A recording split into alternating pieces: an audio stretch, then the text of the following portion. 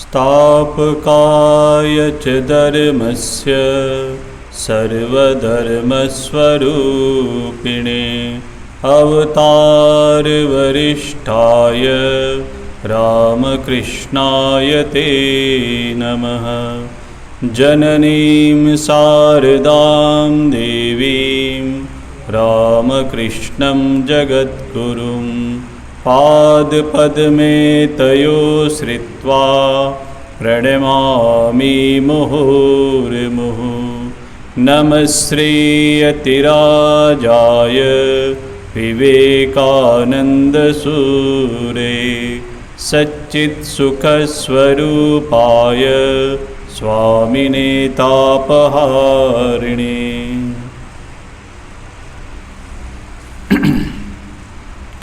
भगवान श्री रामकृष्ण देव की दिव्य लीला इस विषय पर चर्चा करते हुए भैरवी ब्राह्मणी ने भगवान श्री रामकृष्ण देव को तंत्र साधना करने के लिए प्रेरित किया था, प्रोत्साहित किया था। और अब उस तंत्र साधना करने में जो जो आवश्यक वस्तु है वो सब कैसे उपलब्ध करते हैं उसकी चर्चा हम अभी कर रहे हैं।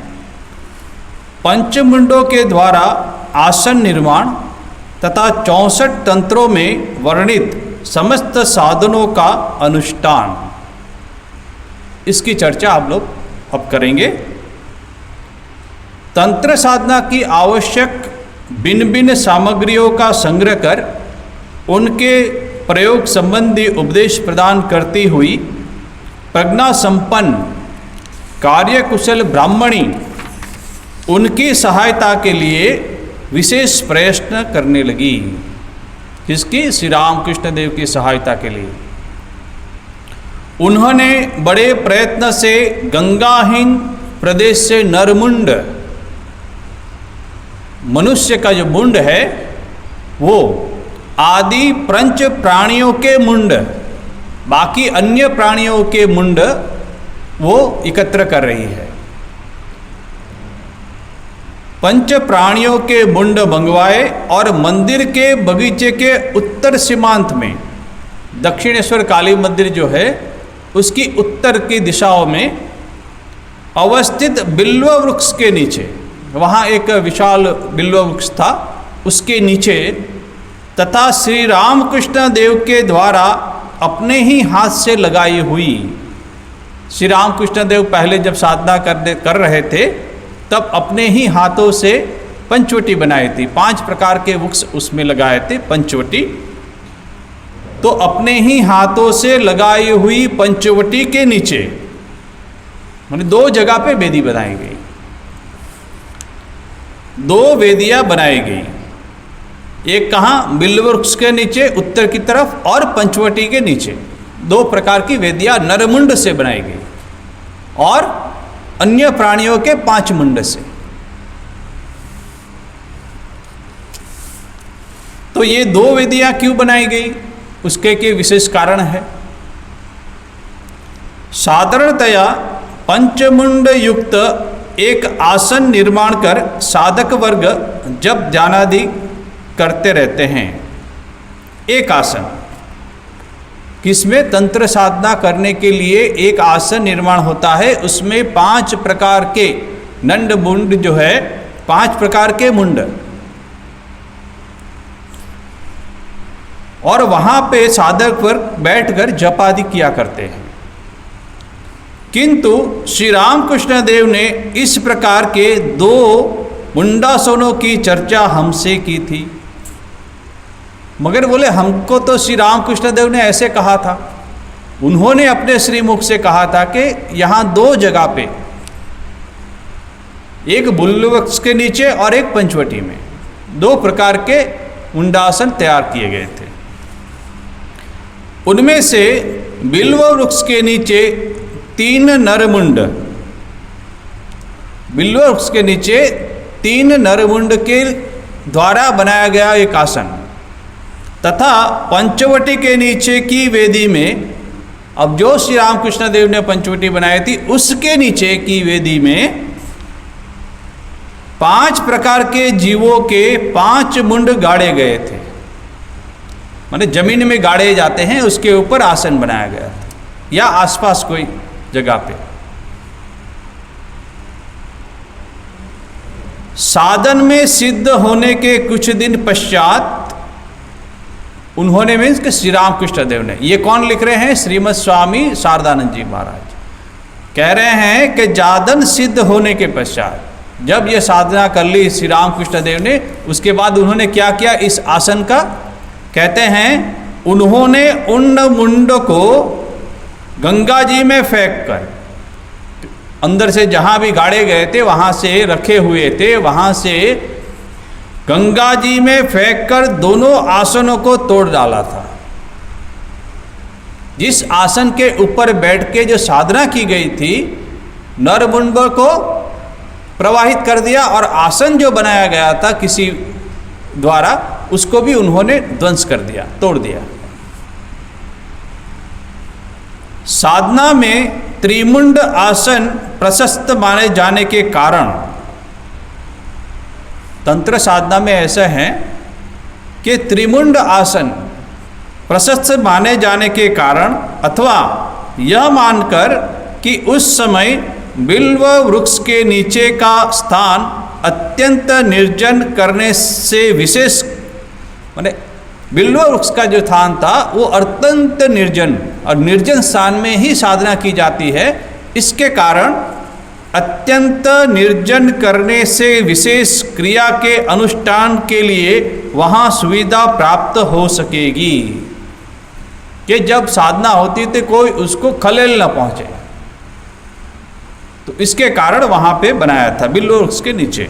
संभवतः 2 आसन स्थापित किए गए थे, कहाँ? बिल्व वृक्ष के नीचे।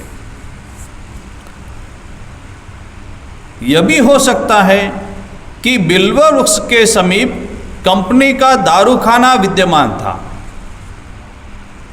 अब जहाँ बिल्व वृक्ष था तो उसके बगल में ही उस जमाने में एक दारूखाना हुआ करता था, तो उसमें विस्फोटक पदार्थ हुए करते थे। दारूखाना होने से बॉम्ब वगैरह जो बनाते हैं, तो इसके कारण कहते हैं इसलिए वहाँ हवन आदि के निमित्त अग्नि प्रज्वलित करने की विशेष सुविधा न हो, क्योंकि हवन तो करना पड़ेगा। तो यदि वहाँ अग्नि प्रज्वलित करेंगे तो अग्नि के द्वारा उठे हुए जो विस्फुलिंगा है, तो कहीं वही जो बारूद बन रहे हैं, दारूखाना वहाँ जाए और वहाँ कोई विस्फोट न हो जाए, इसके कारण, उसके भय के कारण, तो क्या प्रज्वलित, अग्नि प्रज्वलित करने की सुविधा न हो, कि वहाँ तो नहीं हो सकता। इन्हीं विचारों से संभवतः 2 मुंडासन निर्मित किए गए थे, एक तो निर्जन और दूसरा है कि बगल में ही दारूखाना है, तो इसलिए 2 जगह पे 2 प्रकार के आसन तैयार किए गए थे। तथा आवश्यकता अनुसार ऊंड मुंड निर्मित दोनों आसनों में से किसी एक पर बैठकर, जैसे भैरवी ब्राह्मणी कहती है उसके पूजा के हिसाब से, तो आवश्यकता अनुसार ऊन मुंड निर्मित दोनों आसनों में से किसी एक पर बैठकर जब पुरस्चरण तथा ध्यान आदि करते हुए श्री रामकृष्ण देव का समय व्यतीत होने लगा। भैरवी ब्राह्मणी ने कहा कि यहाँ आप आसन ग्रहण कीजिए और उसके ऊपर बैठकर क्या करें, जप कर रहे हैं, पुरस्चरण कर रहे हैं, ध्यान आदि। कुछ महीने तक दिन रात कैसे बीतते थे, कहते कुछ महीने तक, ये 1-2 दिन की बात नहीं है, कुछ महीने तक दिन रात कैसे बीतते थे, इसका अनुभव तक इन अद्भुत साधक तथा उत्तर साधिका को नहीं रहा, कि दोनों साधना में मग्न है। श्री रामकृष्ण देव भी साधना में मग्न है और जो साधना करवा रहे हैं वो भी मग्न है, और दिन रात कैसे बीतता जा रहा है, महीनों तक, दोनों को कोई ज्ञान नहीं। कहते हैं अद्भुत साधक, श्री रामकृष्ण देव को अद्भुत साधक कहा गया। और उत्तर साधिका, ये उत्तर साधिका और साधक क्या है? कहते हैं कि तांत्रिक साधक के मुख्य सहकारी को उत्तर साधक कहा जाता है, कि जो भी उसको सहायता करते हैं उस साधना में, तो उसको कहते हैं कि उत्तर साधक। और साधक, एक साधक है, उसकी सहायता करने वाले को उत्तर साधक कहा जाता है। श्री रामकृष्ण देव कहते थे, अब ये बहुत महत्वपूर्ण बात है, अब उन्होंने क्या साधना की और क्या साधना करवाई गई भैरवी ब्राह्मणी के तरफ, वो परम पूजनीय श्रीमद स्वामी शारदानंद जी महाराज कह रहे हैं कि ये श्री रामकृष्ण देव के मुख से सुनी है। श्री रामकृष्ण देव के श्रीमुख से विभिन्न अवसरों पर हमें जो जो बातें सुनने को मिली है उनका संबंध रूप से यहाँ उल्लेख किए जा रहा है, कि जैसे ही श्री रामकृष्ण देव ने जैसे हमको बताया है वैसा ही हम यहाँ उसका उल्लेख कर रहे हैं। अब श्री रामकृष्ण देव क्या कह रहे हैं, उस समय क्या हुआ था, ये बहुत महत्वपूर्ण घटना है श्री रामकृष्ण देव के जीवन में, और अद्भुत घटना है। अब श्री रामकृष्ण देव कहते हैं, ब्राह्मणी दिन में दूर दूर तक विभिन्न स्थानों में जाकर, कौन? भैरवी ब्राह्मणी, तंत्र निर्दिष्ट दुष्प्राप्य वस्तुओं का संग्रह क्रिया करती थी। अब इतनी सारी वस्तुओं की आवश्यकता, अरे नरमुंड की आवश्यकता है, बाकी अन्य प्राणियों की आवश्यकता है, मुंड की आवश्यकता है, ऐसे अन्य अनेक चीज़ों की आवश्यकता है तंत्र साधना करने के लिए। तो वो सब भैरवी ब्राह्मणी को ज्ञात था और दूर दूर जाके उसको वो संग्रहित कर रही है। ऐसा नहीं कि मिल जाए कहीं भी, कोई कोई विशेष ऐसी कोई सामग्री होती है, उसके लिए दूर तक जाना पड़ता था। तो ये भैरवी ब्राह्मणी अनेक कष्ट उठाकर वो संग्रह कर रही है। रात में बिल्व वृक्ष के नीचे तथा पंचवटी के नीचे सारी व्यवस्था करने के पश्चात, अब ये सब साधना दिन में तो होती नहीं है, तो रात में कहते हैं, बोले रात में बिल्व वृक्ष और पंचवटी के नीचे सब व्यवस्था कर देती थी। कौन? दिन में सब व्यवस्था हो जाती थी, भैरवी ब्राह्मणी कर देती थी। और वो व्यवस्था हो जाने के पश्चात मुझे वह बुलाया करती थी। मुझे मीन्स कि श्री रामकृष्ण देव को भैरवी ब्राह्मणी बुलाया करती थी कि बाबा अब आइए। तथा उन सब वस्तुओं के द्वारा, जो संग्रहित वस्तु है उन सब वस्तुओं के द्वारा श्री जगदम्बा का पूजन कराने के उपरांत, पहले तो माँ काली या जगदम्बा या जो कहे उसकी पूजन करवाती थी भैरवी ब्राह्मणी, और उस पूजन करने के बाद उपरांत मुझको जपध्यान में निमग्न होने को कहती थी कि अब पूजन हो चुका, अब आप जपध्यान कीजिए। किंतु पूजन करने के बाद मेरे लिए जप करना प्रायः ही असंभव हो जाता था। ये श्री रामकृष्ण देव खुद कह रहे हैं कि पूजन तो कर लिया, मगर फिर जप करना जो है वो प्रायः असंभव हो जाता था, क्योंकि मन जो है वो ऊर्ध्व गति को प्राप्त हो गया। क्योंकि तब मेरा मन इतना तन्मय हो जाता था कि माला जपने में प्रवृत्त होकर समाधिस्थ हो जाने के कारण, बोले जप करते करते, ध्यान करते करते, माला घुमाते घुमाते मैं इतना तन्मय हो जाता था और समाधिस्थ हो जाता था। इसके कारण इस क्रिया के शास्त्र निर्दिष्ट फल को मैं प्रत्यक्ष अनुभव किया करता था। कि शास्त्रों में जो कहा गया है इस साधना का फल, वो समाधि में जाने के बाद मैं उसको प्रत्यक्ष देख रहा था।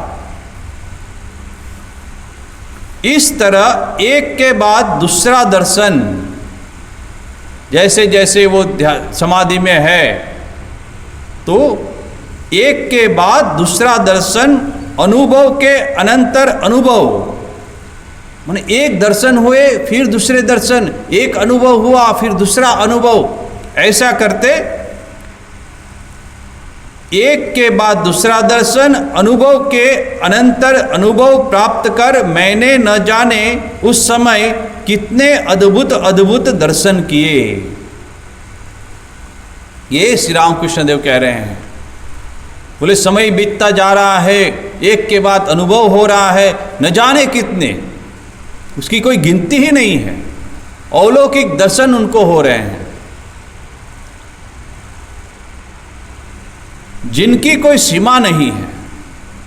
बोले इतने दर्शन किए मैंने, उसकी कोई सीमा ही नहीं है और उतना तो वर्णन भी नहीं कर सकते। विष्णु क्रांता में प्रचलित 64 तंत्रों में जितने साधनों का उल्लेख है, ब्राह्मणी ने क्रमशः एक एक कर मेरे द्वारा उन सब का अनुष्ठान कराया था। आप कल्पना कीजिए कितने सारे अनुष्ठान करवाए होंगे। 64 तंत्रों में जितने साधनों का उल्लेख है,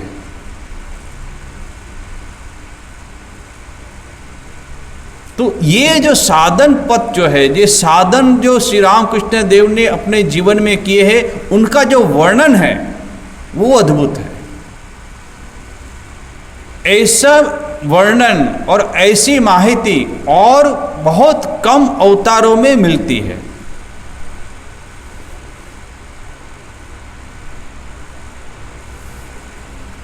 कठिन से कठिन साधन जिनके अनुष्ठान करने में अधिकांश साधक पदभ्रष्ट हो जाते हैं, माँ श्री जगदम्बा माँ की कृपा से मैं उन सभी साधनों में उत्तीर्ण हुआ था।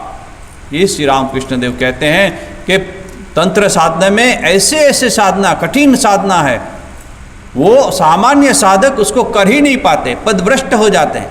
ऐसे कठिन कठिन साधना जो है वो भैरवी ब्राह्मणी ने मुझे करवाया और उसमें मैं उत्तीर्ण हुआ था।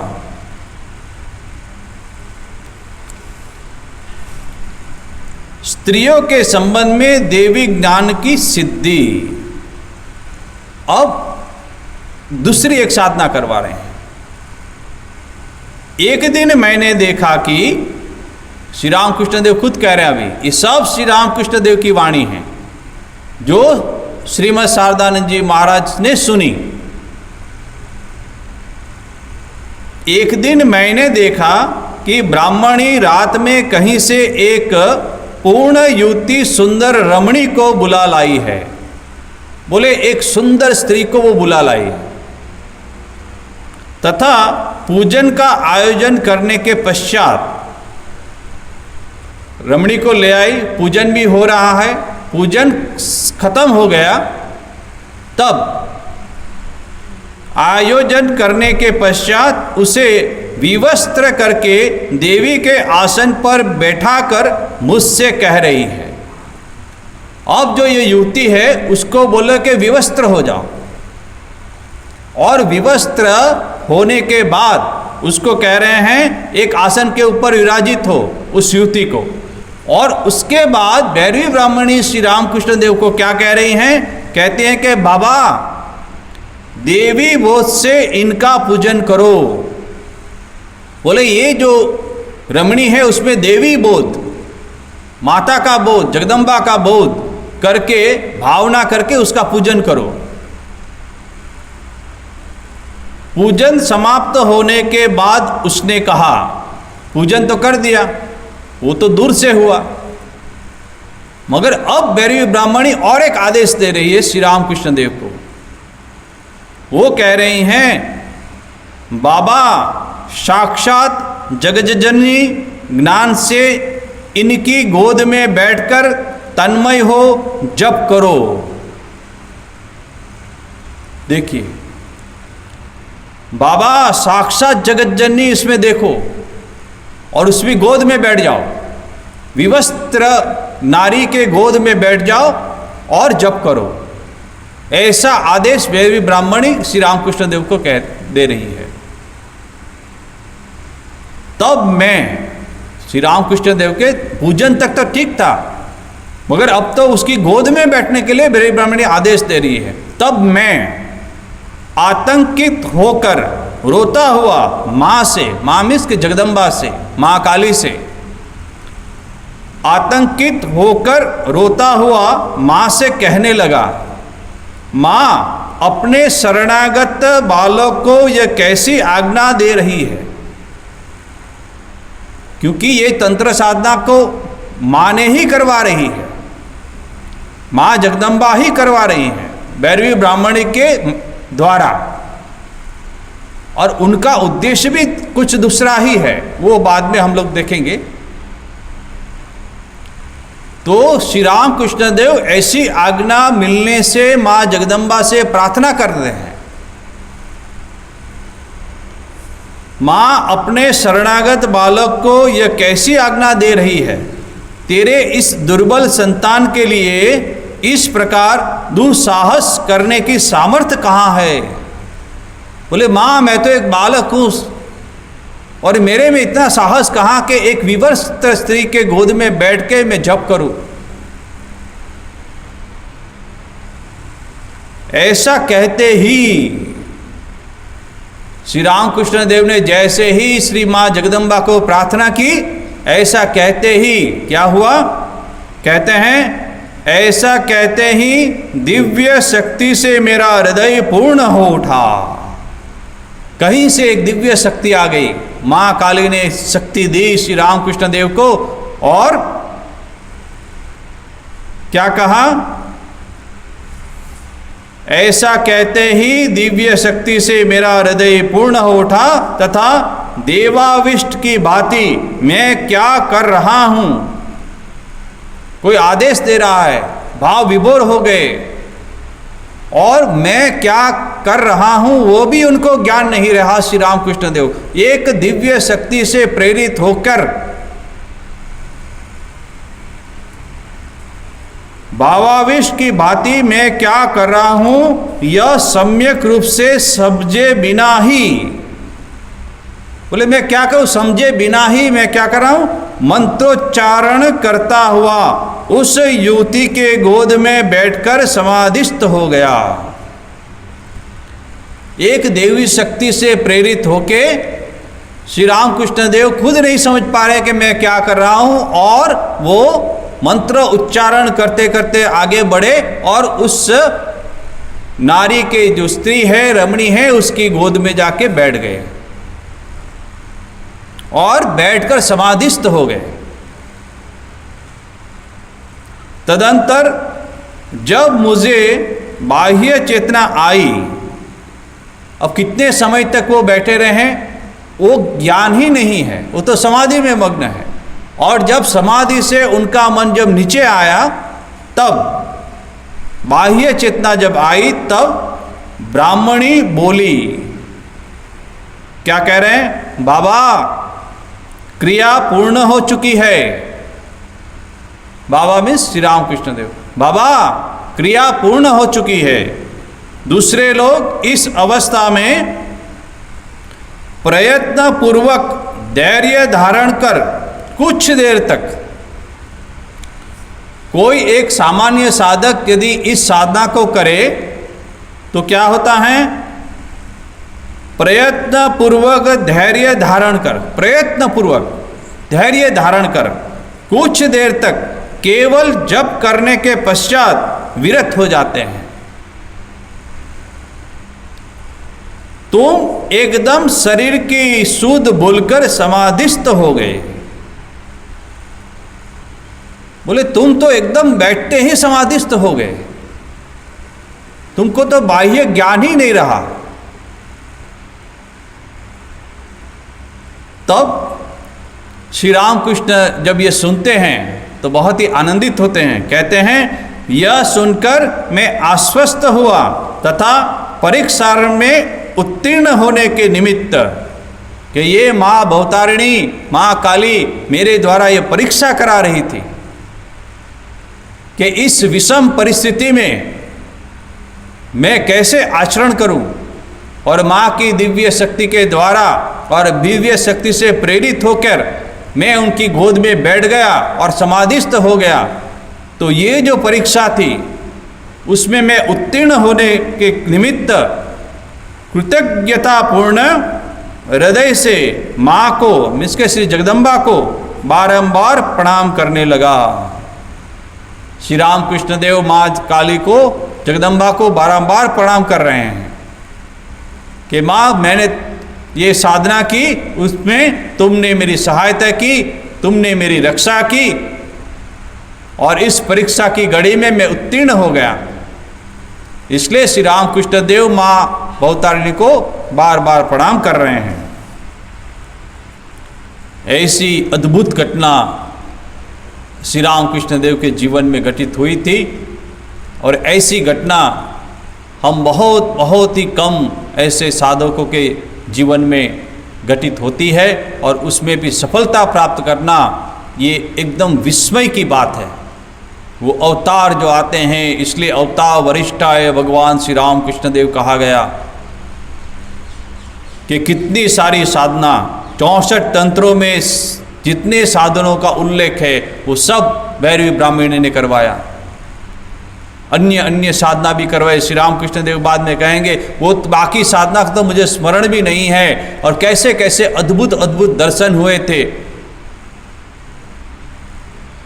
ये सब घटनाएं आज इस पुस्तक में अंकित है, मुद्रित है। ये हम सभी लोगों का भाग्य है कि इस अवतार में जो जो साधनाएं हुई है वो सब लिपिबद्ध है, और बाकी जो अवतार थे हो सकता है मगर कोई लिपिबद्ध नहीं है। हम सभी भाग्यशाली हैं कि ये सब बातें हम लोगों के सामने रखी गई हैं, और ये सब बातें जानकर हमारा मन भगवान में लगे, श्रद्धा बढ़े, विश्वास बढ़े, और ये जो मनुष्य जन्म है उसको सार्थक हो। इसलिए हम लोग वचनामृत, कथामृत का अध्ययन तो करते हैं। बहुत सारे भक्त लोग रात को शयन से पहले कथामृत से, वचनामृत उससे कुछ पन्ने पढ़ के वो विश्राम लेते हैं, निद्रा में जाते हैं। बहुत अच्छी बात है, मगर ये जो लीला प्रसंग है ग्रेट मास्टर, उसका भी अध्ययन करना बहुत आवश्यक है। क्योंकि जिस देवता के बारे में, जिस देवता को हम अपना इष्ट देवता मानते हैं, उसके जीवन में घटित जो घटनाएं हैं उसको जानना अत्यंत आवश्यक है।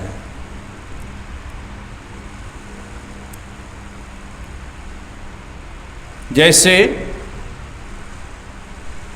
भगवद गीता का पाठ होता है, भगवद गीता में अर्जुन को जो उपदेश दिया गया था उसका हम लोग पाठ करते हैं, अध्ययन करते हैं। किंतु श्रीमद् भागवत जो है उसका भी अध्ययन करना चाहिए।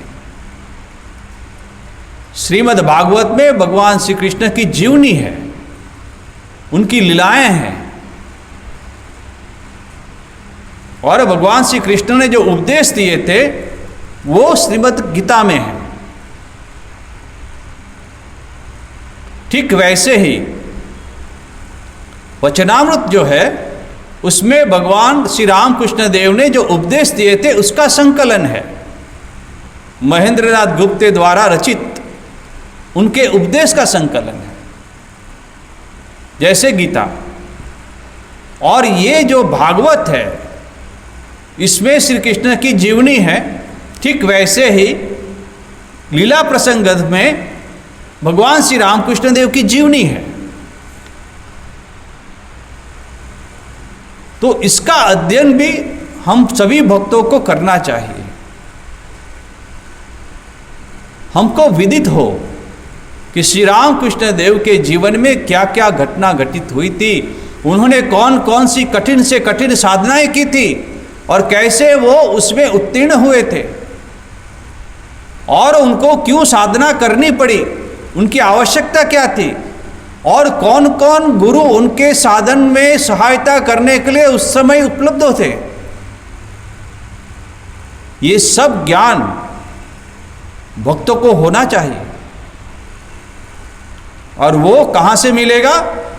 लीला प्रसंग पढ़ने से। ग्रेट मास्टर जो इंग्लिश में।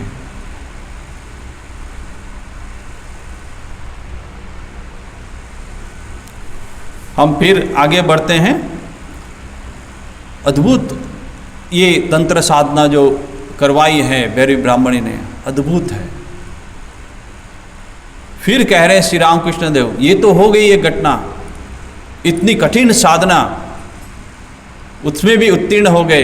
अब दूसरा भैरवी ब्राह्मणी कह रहे हैं और श्री रामकृष्ण देव कह रहे हैं, और एक दिन देखा, ये हो गया। फिर एक दिन देखा, भैरवी ब्राह्मणी क्या कर रही हैं? और एक दिन देखा ब्राह्मणी ने शव की खोपड़ी में मछली रांध कर, और शव है डेड बॉडी, उसकी खोपड़ी में मछली को पकाया रांध कर। ये तंत्र साधना का भी एक अंश है। कहते हैं कि शव की खोपड़ी में मछली रांध कर उसे श्री जगदम्बा को अर्पण किया। उस मछली को रांध कर श्री जगदम्बा को अर्पण किया, भोग लगाया, तथा मुझसे भी वैसा करवाकर, मुझसे भी वैसा करवाकर मुझे वह ग्रहण करने के लिए कहा कि अभी आप भी ग्रहण कीजिए। उसके आदेश अनुसार मैंने वैसा ही किया। मेरे मन में किसी प्रकार की घृणा उत्पन्न नहीं हुई, क्योंकि यह साधना के एक मार्ग है और भैरवी ब्राह्मणी करवा रही है कि बाबा ऐसा करिए, इसमें घृणा करने की कोई बात नहीं है।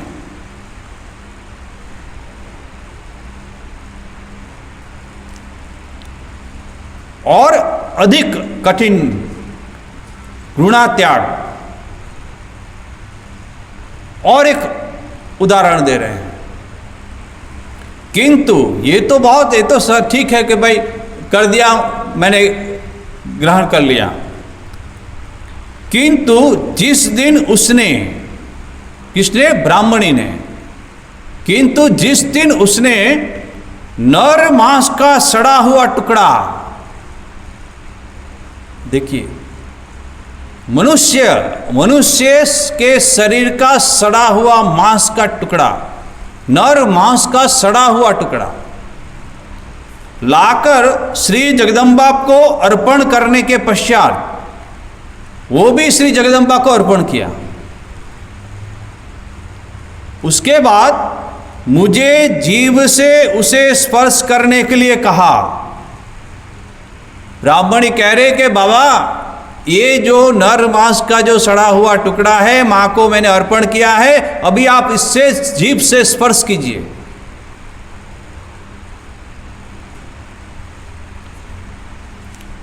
उस दिन मैं घृणा से विचलित होकर कह उठा, बोले घृणा होने लगी श्री रामकृष्ण देव को, ये कैसे संभव है, ये मैं नहीं कर सकता। और कह उठा, यह कैसे संभव हो सकता है, मैं ये जीभ से स्पर्श नहीं कर सकता, असंभव है। यह सुनकर वह बोली, मैंने जैसे श्री रामकृष्ण देव ने जैसे ही कहा कि मैं नहीं कर सकते, संभव नहीं, यह मैं कैसे संभव हो सकता है। तब भैरवी ब्राह्मणी श्री रामकृष्ण देव को कह रही हैं, बाबा इसमें क्या बात है, यह देखो मैं स्वयं ग्रहण कर रही हूं। बाबा इसमें क्या बात है, यह देखो मैं स्वयं ग्रहण कर रही हूं, ऐसा कह के भैरवी ब्राह्मणी ने स्वयं स्पर्श किया अपनी जीभ से, क्योंकि वो साधिका थी। और श्री रामकृष्ण देव को ये साधना करने के लिए निमित्त ही उसका आगमन हुआ था। और ये घृणा का त्याग वो भी एक साधन का एक अंश है। यदि घृणा रही तो आप साधना में उत्तीर्ण नहीं होंगे। घृणा को त्याग करना पड़ेगा, और इसके निमित्त आपको ये नर मांस का सड़ा हुआ टुकड़ा है, उसको अपने जीभ से स्पर्श करना पड़ेगा। देखो मैं कर रही हूं। इतना कहकर उसने उसे अपने मुंह में डालकर, किसे, वो जो टुकड़ा था उसको अपने मुंह में डालकर भैरवी ब्राह्मणी ने कहा, घृणा नहीं करनी चाहिए। यह कहती हुई पुनः उसका कुछ अंश खुद तो लिया मुंह में और कह रही है, घृणा नहीं करनी चाहिए। यह कहती हुई पुनः उसका कुछ अंश, थोड़ा सा अंश मेरे सामने रखा। उसके इस प्रकार के आचरण को देखकर मुझे श्री जगदम्बा की विकराल चंडिका मूर्ति का उद्दीपन हो उठा। माने मां काली का जो एक रूप है, विकराल चंडिका मूर्ति, इसमें आप देखेंगे एक हाथ में नरमुंड है, नीचे में सियाल है, उसका खून पी रहा है, रक्त बह रहा है, गले में मुंडमाला है। ऐसी जो मूर्ति है माँ जगदम्बा की चंडिका मूर्ति, उसका उद्दीपन श्री रामकृष्ण देव को हुआ। और मैं मीन्स के श्री रामकृष्ण देव, और मैं माँ माँ कहता हुआ भावाविष्ट हो गया। जैसे ही सामने रखा वो टुकड़ा और माँ माँ कहते हुए श्री रामकृष्ण देव भावाविष्ट हो गए, समाधि में मग्न हो गए। तब ब्राह्मणी द्वारा वह मेरे मुंह में डाले जाने पर भी, ब्राह्मणी ने खुद उठा के श्री रामकृष्ण देव के मुंह में वो टुकड़ा रखा, और उससे पहले उद्दीपन हुआ माँ भवतारिणी जगत माँ काली का, चंडिका मूर्ति का। और ऐसे भाव में भैरवी ब्राह्मणी ने वो टुकड़ा जो है श्री रामकृष्ण देव के मुंह में डाले जाने पर भी मेरे मन में घृणा नहीं हुई। बोले फिर घृणा नहीं हुई। ऐसी ऐसी कठिन साधनाएं भगवान श्री रामकृष्ण देव ने की थी, इसलिए उनको अवतार वरिष्ठाय कहा गया।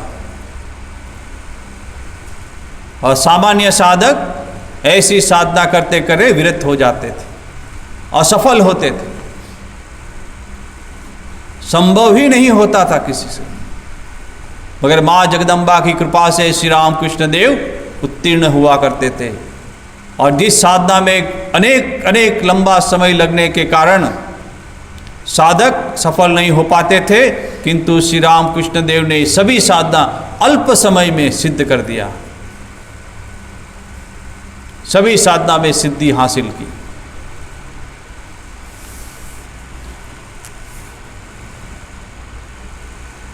अब दूसरी घटना तंत्र साधना के अंतर्गत, आनंद आसन में सिद्धि प्राप्ति, कुलागार पूजन तथा तंत्रोक्त साधन के समय श्री रामकृष्ण देव के आचरण। अब ये दूसरी साधना करवा रहे हैं, उसकी चर्चा हम लोग करते हैं।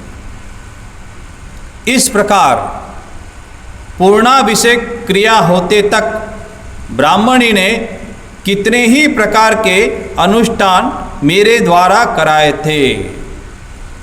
बोले कितने ही प्रकार के, कितने ही अनुष्ठान मेरे कराए थे, इनकी कोई गिनती नहीं की जा सकती।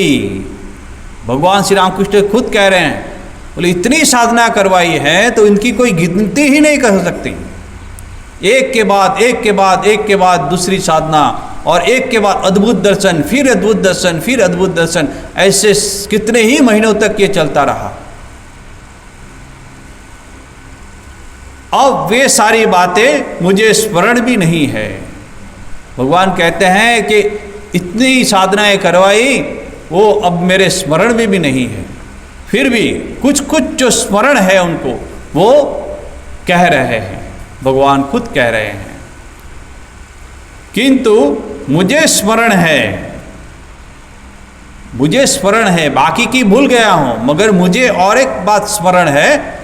किंतु मुझे स्मरण है कि जिस दिन सुरत क्रिया में मग्न नर नारी के संभोग आनंद को देखकर उसे शिव शक्ति का लीला विलास समझता हुआ, और एक साधन है जिसे सामान्य मनुष्य उसकी निंदा करते हैं, मगर तंत्र साधना में वो भी एक मार्ग है, उसके द्वारा भी भगवान का दर्शन हो सकता है, जगदम्बा का दर्शन हो सकता है।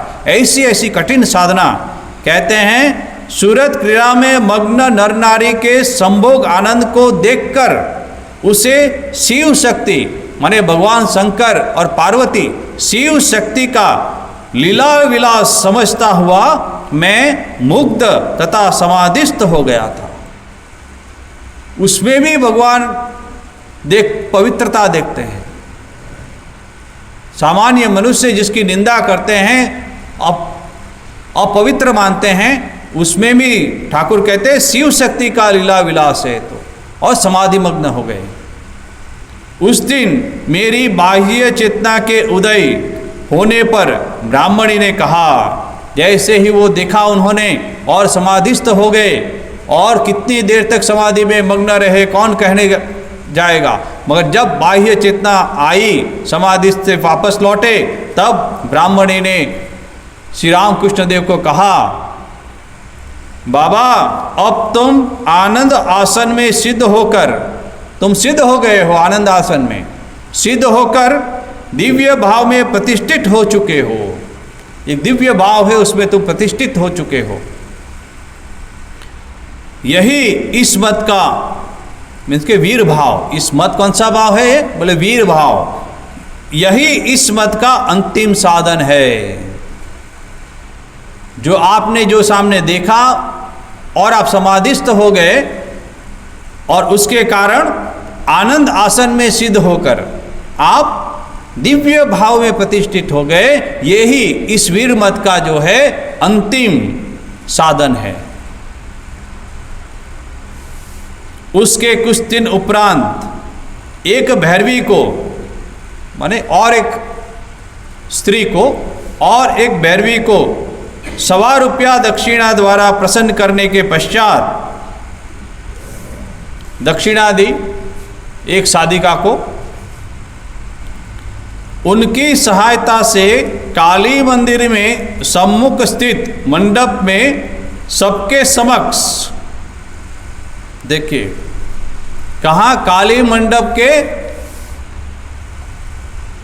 मंडप में सबके समक्ष, दिन में, रात में नहीं, दिन में कुलागार पूजन का विधिवत अनुष्ठान कर मैंने वीर भाव के साधन को पूर्ण किया था।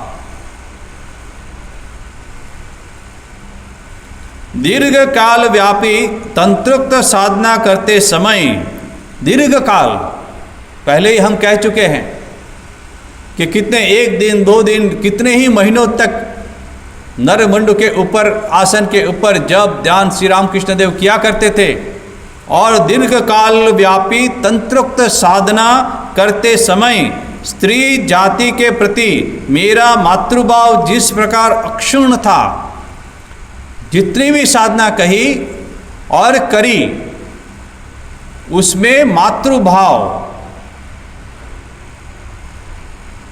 अक्षुण्ण था। विवस्त्र नारी के गोद में बैठ के श्री राम कृष्ण देव भाव समाधि में मग्न हो गए।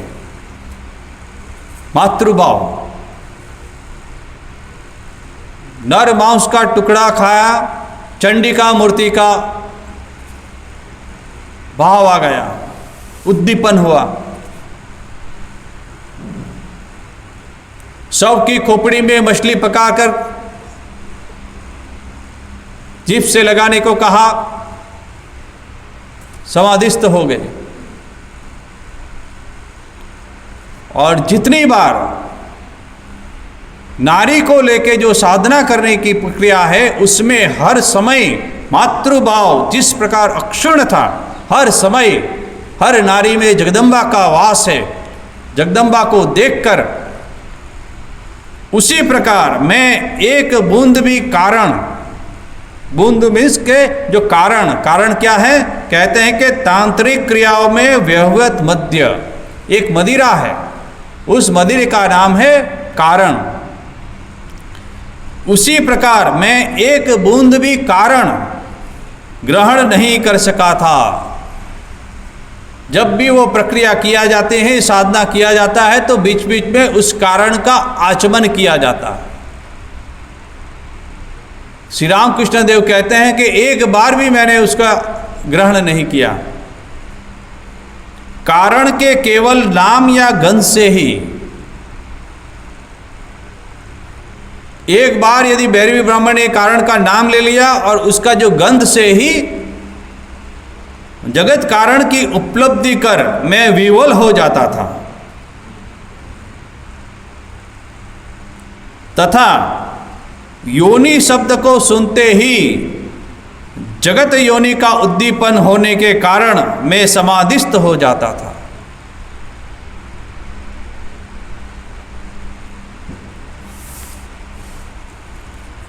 तो ऐसी ऐसी साधना भगवान श्री रामकृष्ण देव अपने साधन काल में, ये भगवान श्री रामकृष्ण देव का जो साधन काल है वो बहुत बहुत महत्वपूर्ण काल है। हमने भगवान की बाल्य लीला देखी, दक्षिणेश्वर में आए, तब अपनी मन की तीव्र उत्कंठा से माँ जगत तारिणी, माँ जगदम्बा, माँ काली के दर्शन प्राप्त किए। फिर कामारपुकुर में उनकी जगत जननी गर्भधारिणी माँ को पता चला कि मेरा बेटा पागल हो गया है, ऐसे लोग बोल रहे हैं। तो बेटे को फिर कामारपुकुर बुलाए गए। ठाकुर श्री रामकृष्ण देव फिर कामारपुकुर जाते हैं। फिर उनका विवाह का प्रस्ताव दिया जाता है। फिर जयराम बाटी में माँ श्री शारदा देवी जगत जननी से उनका विवाह होता है। फिर वापस कुछ साल रह के फिर वापस दक्षिणेश्वर आते हैं। फिर से श्री रामकृष्ण देव में फिर साधना करने की, माँ जगत तारिणी, माँ काली का दर्शन करने की उत्कंठा फिर से उत्पन्न होती है। अब शास्त्रों में वर्णित और गुरु वाक्य और अपने जीवन में के अनुभव को उसके साथ मिलाने के लिए अब श्री रामकृष्ण देव अन्य साधना करने के लिए प्रवृत्त हुए हैं। अब ये जो साधन काल है वो बहुत ही महत्वपूर्ण साधन काल है। 12 साल तक, 4 साल 4 साल 4 साल, 4 साल के 3 भाग किए जाएं तो ऐसे 12 साल तक भगवान श्री रामकृष्ण देव ने साधना में बिताए हैं, वो दक्षिणेश्वर पंचवटी में। इसका वर्णन अभी हम आगे करेंगे, अभी समय हो चुका है। अगले क्लास में फिर ऐसे ही कुछ घटनाओं का हम अध्ययन करेंगे। ओम शांति शांति शांति। हरि ओम तत्सत्। श्री राम कृष्णार्पणमस्तु।